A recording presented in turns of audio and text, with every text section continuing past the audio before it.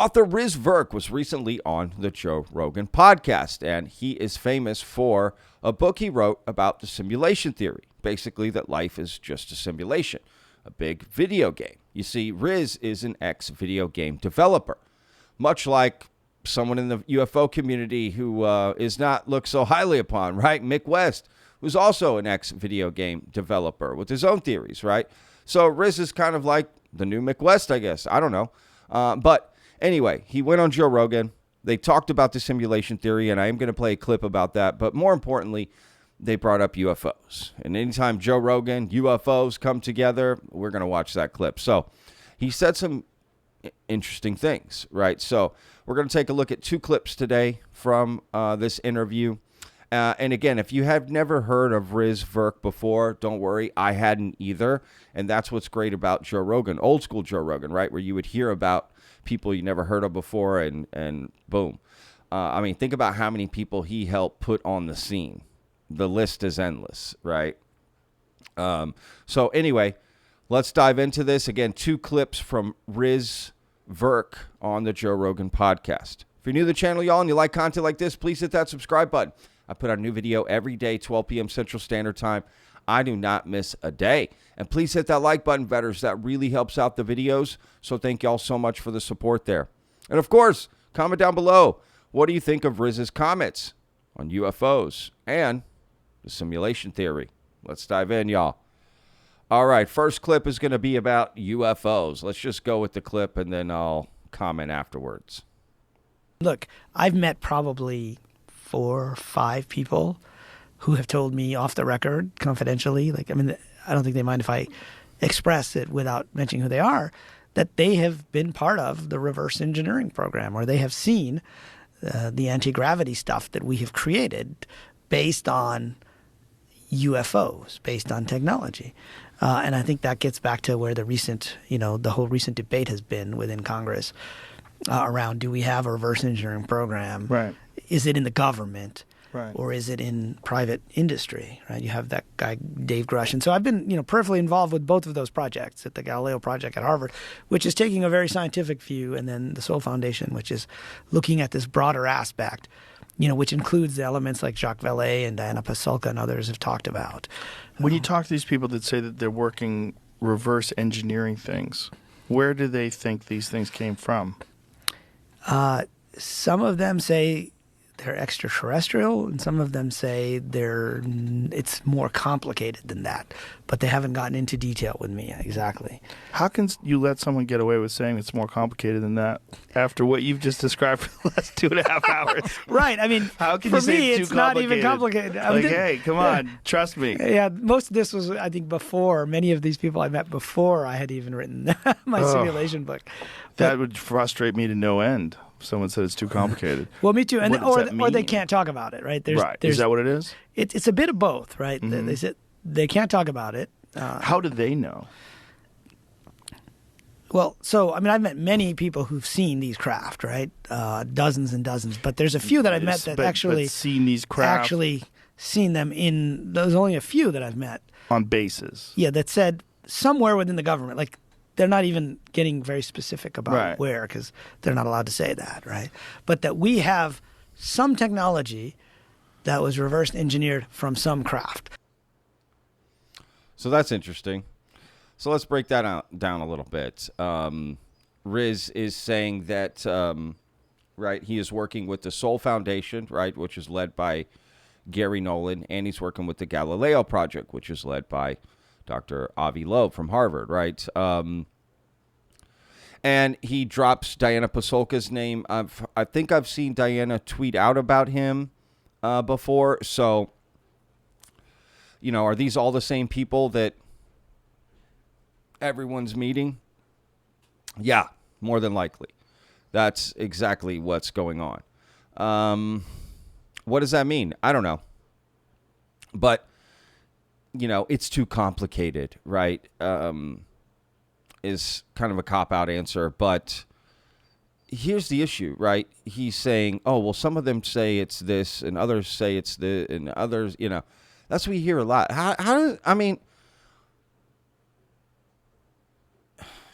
Again, I don't care what has landed, what we found, what craft, what bodies, this, that, the other, what experiences, what's on film, what's not on film, anything that's said. None of it matters.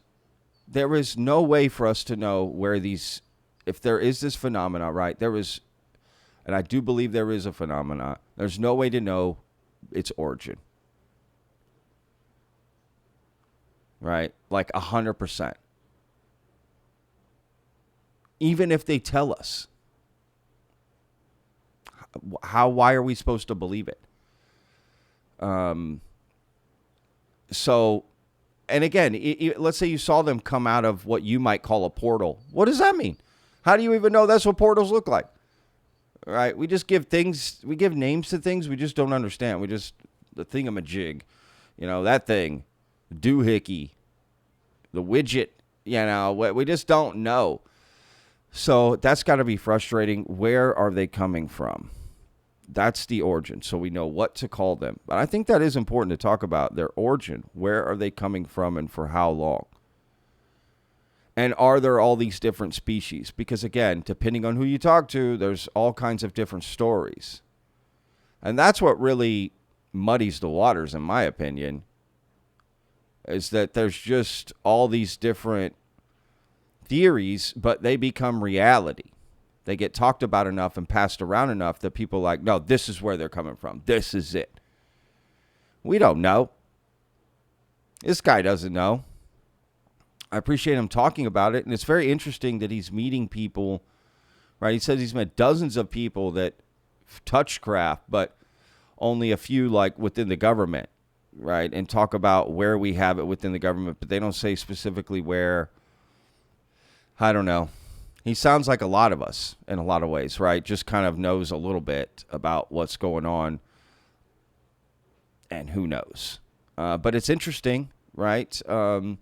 Especially when you hear him talk about the simulation theory, right?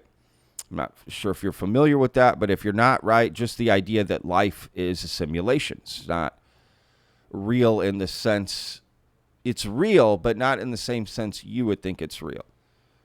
Right? Think of like a video game character in a video game. Right? So, is that possible? Are we in this simulation that another intelligence created? Are we a reflection of that intelligence, or do we look completely different? Right? I don't know. That's super interesting. Right? The simulation theory, because it's basically just goes like, right, if we just keep advancing along the same path, we will eventually create simulations of our universe or our society, and we could be in one of those. Because how would you know? You wouldn't know. If the simulation is so good, you wouldn't know you're in the simulation. And the idea is just probability. Well, if there's bazillion simulations, right, or million, or whatever it is, there's only one reality. What are the odds you're in the one real reality as opposed to the multitude of simulations that would be run? I mean, when you think about it that way, it's like, yeah, we must be in a simulation, right? There's potentially no other reason that we're here. Because again, why would you think we're in the actual real one base reality? Maybe there's multiple base realities, at different levels. And there kind of are. If you're a microbe living in that reality, this reality out here seems impossible. Like, you just can't even comprehend it. And vice versa. So, I don't know. Again, I think there's this digital reality out there where nobody's, thinking about. But regardless, different dimensions, who knows, right? Lots of people have different theories about where they're coming from. And what's funny is the least talked about theory and the least discussed, the least what people would think is the least plausible is the theory you see most often in television and movies and whatever. Honestly, and just your everyday person, which is they're coming from another planet. That theory is shot down immediately in the UFO community. Like, there's no way. They're not coming from another planet. They must be interdimensional or ultra-terrestrial or this or that or whatever. Anything but they jumped in a ship and came from another place. You know, like we go, right? We go from point A to point B very simply. And we've had different means of transportation, and we have knocked that number down. Right? You used to have to walk everywhere. Then we invented the wheel. Then we invent the sail. Then we invent, the wing and the motor and different propulsion methods, right? And we'll just keep improving. So I guess the idea that someone would just go from point A to point B very simply from another planet is just outrageous. I still think that's a complete possibility too. You know, other dimensions. I mean, I guess we just, right? It's just so hard for us to imagine it without having seen it yet. That's just how it is. We'll have to just deal with that, you know? I don't know. All right, look, let's take a look at another clip here from Riz Virk. Again, ex-video game developer. Again, much like Mick West in a lot of ways, you know. Mick West is no buffoon. Okay, his history is working on what some might consider the biggest video game of all time, the Tony Hawk video game. Worked with Call of Duty. What was it? Rock music or that music one. I mean, clearly essential in the video game industry, Mick West, right? And you've got someone like Riz as well, respected, who's kind of taking a different path, right? Which just goes to show it's everyone's personal journey, you know? But that's why he believes in the simulation theory and that hypothesis, probably so much because of video games, that we would just be in this big video game, y'all, right? And I got to admit, the more and more I hear that theory, and I've heard it for years now, it does seem super plausible. You know, again, I'm not saying it's true. I'm just saying I wouldn't be surprised if I found out that's what this was around me. Let's just put it that way. I would not be surprised by that. All right, let's watch this clip. Then we'll discuss. I was a video game developer in Silicon Valley, and then I became an investor in the video game industry. My background's in computer science. And what happened was after I sold my last video game company back in 2016, so we're talking 7 years ago now, 8 years ago now, and I put on a virtual reality headset and started playing a VR ping pong game. Right, now, these headsets were even bigger than they are now, and they were wired, so there's no mistaking you're in virtual reality. But what happened was that the ping pong game was so realistic that for a moment my brain forgot that this wasn't a real game of table tennis, so much so that I tried to put the paddle down on the table, and I tried to lean against the table. But, of course, there was no table, so the controller fell to the floor, and I almost fell over. I had to do one of these double takes, like, oh, wait, I'm just in VR, right? So I started to think about how long would it take us to build something like the Matrix, something that's so immersive that you would forget, right, that you were inside a video game. And so that led me to this idea of the simulation point, which is a kind of technological singularity. But then I started to research things like quantum physics and some of the mysteries around, the observer effect and quantum mechanics. And then I started to look at all the world's religions, and I realized that they're all kind of saying the same thing, which is that there is no physical universe.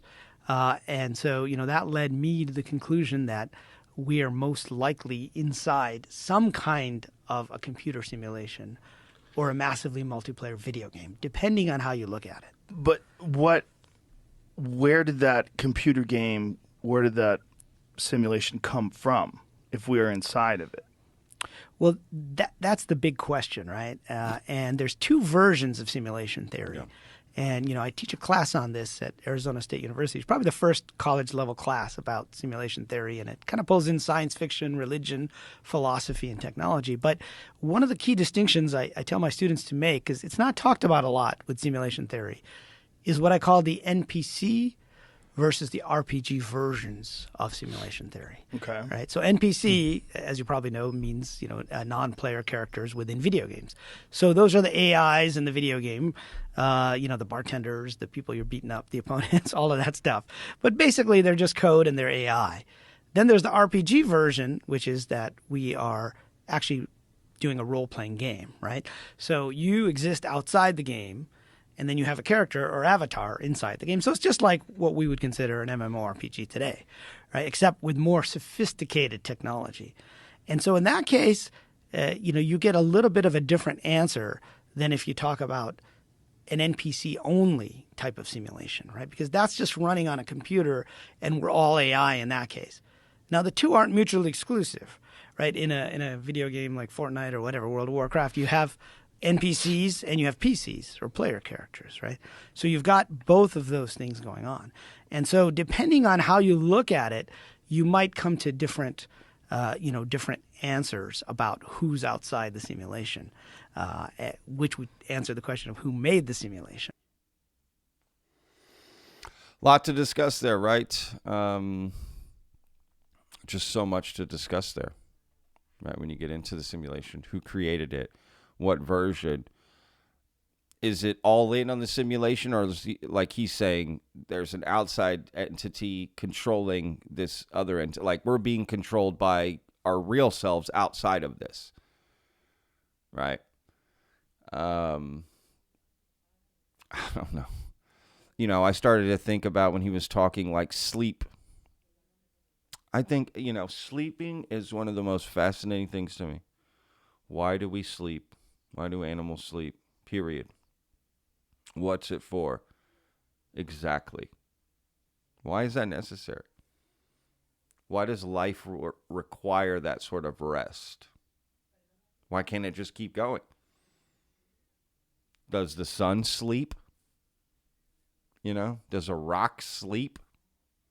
I get it. It's not alive. It's inanimate, Patrick. Okay, I get that. That's my point. Does a wave sleep? Does light sleep? It's just life. Why do we sleep? And is that representative of just how the entire universe works? There's an ebb and flow, right? There's an up and down. There's an active and inactive period for a reason. Things have to charge up like a battery, but why?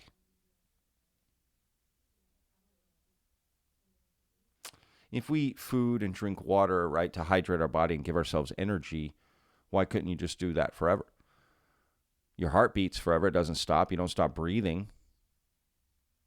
Your brain doesn't stop working, but it does go into another mode, right? And sleeping is like for your brain, like our brains, like why does it needs to catalog all the memories, but why? And then you dream at the same time. Why dream? Why do we need that?